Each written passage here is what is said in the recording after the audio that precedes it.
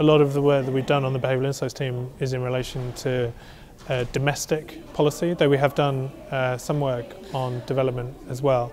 One of the things that we find is that because some of the interventions that we introduce are relatively small changes to existing policies, existing programs, we do need to be able to demonstrate effectiveness in different areas. So for us, one of the core parts of our methodology is that after we've designed a new way of delivering a policy, we need to be able to test and trial that intervention in order to see whether or not it works. And one of the consequences of that is being open to the fact that sometimes you will do things, introduce a change that doesn't have the effect that you wanted it to have.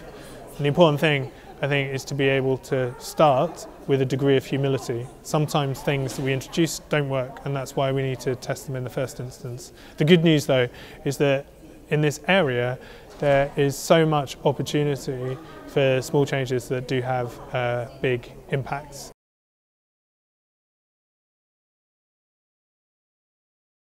Well, one of the areas that we've done most work on is in relation to tax policy, and in particular tax compliance.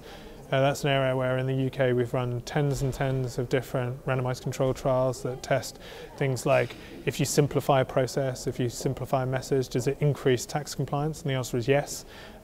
If you tell people what other people are doing, so long as there is a prevailing positive social norm, does that increase tax compliance? And the answer is yes. So telling people that most people pay their tax on time, for example, is a really good way of encouraging more people to pay their tax. About 3 to 4 percentage point increases typically.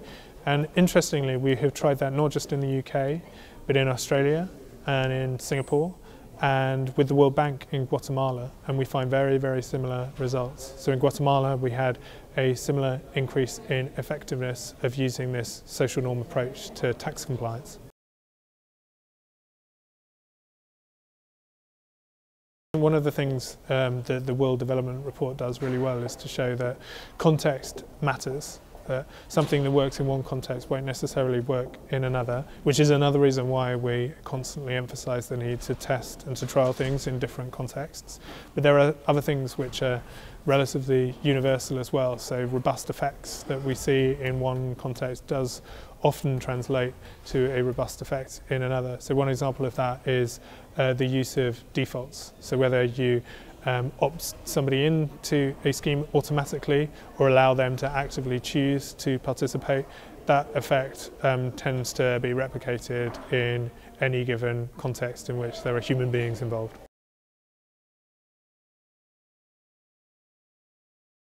The main lesson is that you need to get your hands dirty. So I'm quite used to working in the centre of government on big strategic programmes for the UK government. One of the things that we started to change in the way that we worked when the Behavioural Insights team was created was the direct interface with the people actually delivering programs on the ground. It could be the person writing the tax letter, it could be the individual in a UK job centre working with somebody who's out of work. And when you do that, you start to realise why people are doing the things that they're doing. You also start to learn a bit about the process, why it encourages people to do one thing rather than another. So I often emphasise that very often our programs will start small. They'll start in an organisation that's actually delivering that program, and we'll test something on a relatively small scale in order to see whether or not it works, and then gradually build up the size of the intervention and the scale of the trial. And that enables us to quite often then say something relatively profound about the way in which the system operates as a whole. But we always say start small, start where the policy is being delivered as far as is possible. And once you started to then really understand how the different processes work, you can often say something relatively profound about how the system itself is enacted and works.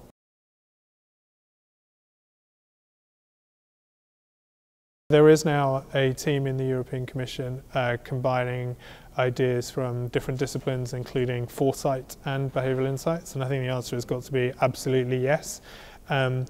there is a question as to the sort of level at which the European Commission operates. And I think that there is a key role for the European Commission to play in both facilitating understanding of the behavioural insights agenda across different European countries, but also integrating some of the findings that we've had in the UK into the European policymaking process too. So yeah, in answer to your question, absolutely yes.